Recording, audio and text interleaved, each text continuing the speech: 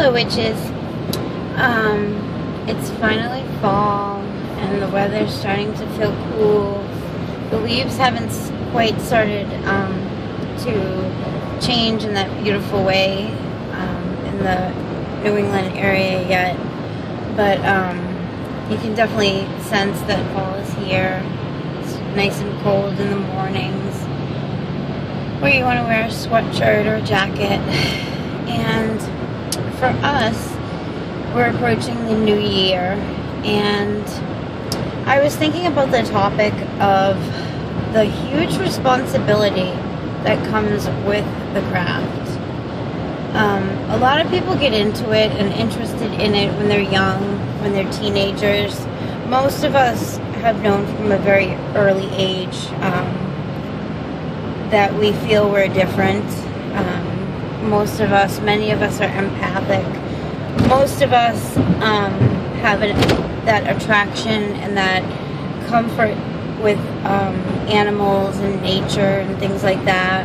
We see things that other people don't always see.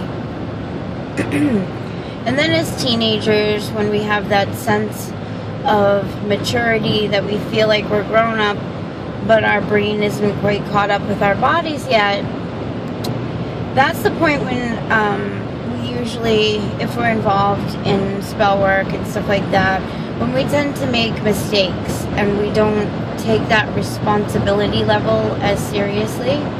Teenagers are usually irresponsible anyway. But I'm really glad that I didn't start seriously practicing back then. I'm glad that I waited until I had a sense of spiritual maturity. Because there's purpose to the universe. Everything has to balance. I think most of us know that. For every action, there's a reaction. As above, so below, and all of that. The things that we do to our bodies, the things that we eat and ingest are going to have an effect. And the same thing applies with spell work. That's why many of us who are seasoned don't do as much spell work as people think. Most of us have learned over the years that we need to really think about what our intentions are, and if we are going to manipulate something and cause an effect, it's going to have an effect, not just on the particular thing we think we want or need. And for those of you who don't know, I do believe that there is a creator, God, but I also believe that God created all the other beings and all the other deities that exist. And I think that there's like kind of a hierarchy system. And just like any leadership, the ultimate leader had a purpose when he designed things, and he knows how it works. And then there's like the government that, you know, helps everything play out how it's supposed to be. And of course everybody, even governments and the Senate and all that, they vote and they do things, but then the people don't always like the results of what the person they voted for did. And it's kind of like that, I think, with witchcraft. We think we want something, and sometimes we ask for, let's say, money is a common one, or a relationship is another common one that people do. Those two are just things that people frequently think that they know what they want. But then when they get it, the results aren't always what they thought they would be. Sometimes I'm really careful whenever I do anything to do with money, that I'm very careful in my wording, that I'm not just asking for it because I feel like going on a spending spree or something. It's always based on a real serious need, and I don't even necessarily specifically ask for money to fulfill that need. I just ask that the need be met. And sometimes it'll be met in a way that you thought money was what you needed to meet it, but it isn't money. Maybe somebody will give you the thing you needed, or somehow it'll be taken care of. So, with that being said, you know, somebody who haphazardly might do a money spell, it's going to affect something, and the effect might be something totally devastating that you weren't thinking of, because everything is going to balance out. And sometimes something seemingly so simple like a relationship, you think you're going to be happy, but you don't know what was going on in the person who you wanted a relationship with, what was going on in their life, or what baggage was going to come with that person. And it can have huge, devastating effects. In the realm of relationships, when you're married to somebody, you adopt their entire family. There's in-laws and cousins and people's wills and funerals, and there's a whole lifetime attached to that.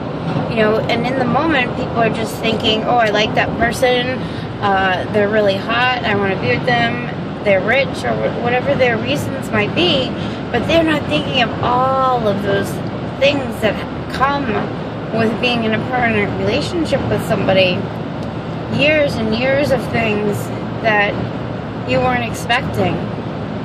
I've heard people who are married 50 years regretting 50 years ago that decision. Sometimes they don't want to admit it, but you know, to a close friend, they say that if they had the wisdom or knew what they know now, they wouldn't have done that.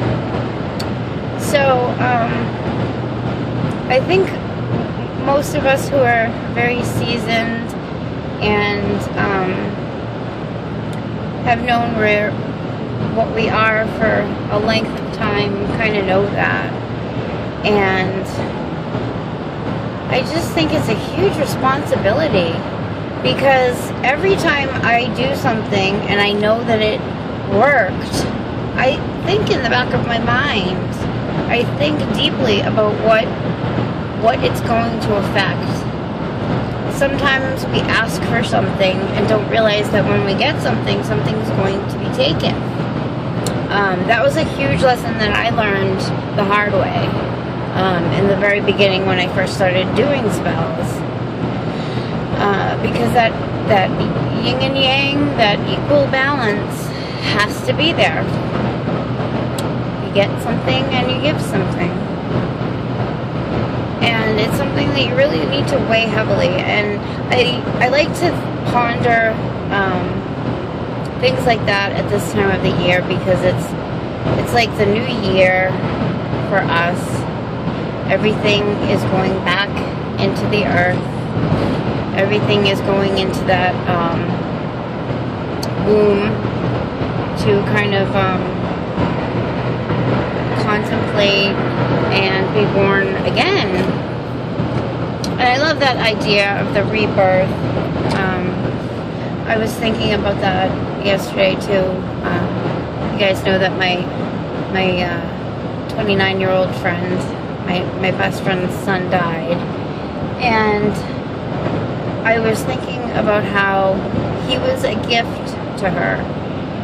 Her having him in her life for 29 years was a gift. Our children are gifts. They don't belong to us. They're not possessions. And sometimes we tend to feel like they belong to us. They're ours. But they're not. They're in our care for a period of time. Their soul is in that body that we created. Certainly the physical part of them belongs to us. It belongs to our genes and our DNA. But that spirit is not our property at all. Every spirit is its own identity, its own thing. And I think that it's a gift to have a person in our life for the amount of time that we have them. And just like when fall comes And when the winter comes, the leaves and the plants and the animals go into hibernation, and something new comes in the next season. And I really, I'm realizing in a different way than I had. I think it's because I'm in a new place, a new town, a whole different environment than I have ever been in. And I'm realizing that it's a completely new season. All of the old is gone. I was remembering all the years that I had my grandparents. Every year on my birthday they would call, and they would be on different phones in the house, and they would sing to me together over the phone, happy birthday. And you know, you take stuff like that for granted year after year, and it's kind of like, yeah, thank you. But I really, each year now that my grandparents are gone, I really cried about it hard this morning. I wish I had savored it more. And I do that now that those special, really important people are gone, and I feel what that feels like. I savor when people give me, you know, like a happy birthday song or something like that. I really take the time to appreciate it and realize someday it won't be there anymore. When one day, one year comes and that person suddenly isn't there anymore, your birthday arrives and you realize you're not going to get that phone call. And those are things that you really, I think, when you're spiritually minded, that you have to remember and think about, especially this time of year. And you can really see how as above, so below, how the universe operates in the same way that people do. We're born, we live for a season, we flourish, we give fruit, and then our time is done and we return to the earth again. And then the next seeds are carried on, and they are planted and they grow. And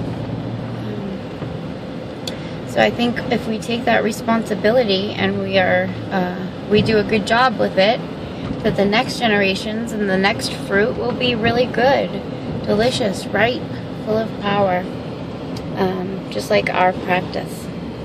So, I don't know, I'm just being really philosophical today and emotional and contemplative. So I thought I would share. Blessed be.